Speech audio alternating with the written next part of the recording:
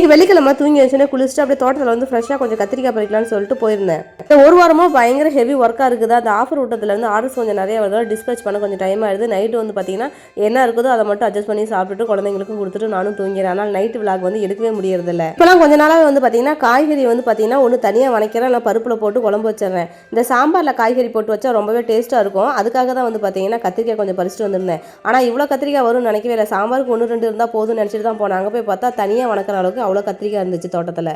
இருந்தாலும் இப்போ குழம்புக்கு வேணுங்கிற அளவுக்கு நான் கத்திரிக்காய் அரிஞ்சு போட்டு அதுக்கப்புறம் மீதி கத்திரிக்காய் எடுத்து வச்சிட்டேன்.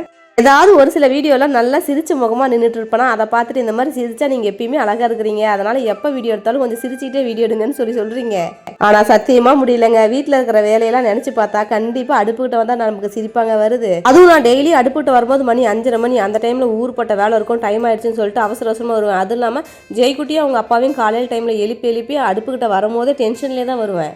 அப்புறம் எப்படிங்க நம்ம சிரிக்கிறது? ஆனால் அந்த கேமரா முன்னாடி எவ்வளோ மனசு கஷ்டமாக இருந்தாலும் எவ்வளோ டென்ஷனாக இருந்தாலும் சிரிச்சு தான் ஆகணும். சிரிக்கிறோமோ இல்லையோ, ஆனால் அந்த கோவமாக இருக்கிற ரியாக்ஷன் காட்டவே முடியல. ஒரு சில டைமில் இதெல்லாம் என்னடா பொழப்பு, எவ்வளோ கோவமாக இருந்தாலும் இந்த கேமரா ஆன் பண்ணிட்டா நம்ம ஸ்மைல் பண்ணிட்டே நிற்கணுமேன்னு தோணும் எனக்கு. இதே மாதிரி உங்கள் லைஃப்பில் உங்களுடைய கோவத்தையும் சந்தோஷத்தையும் ஒரு இடத்துல காட்ட முடியல அப்படின்னா அது எந்த பிளேஸ்ன்னு சொல்லிட்டு கமெண்ட் பாக்ஸில் கமெண்ட் பண்ணுங்க.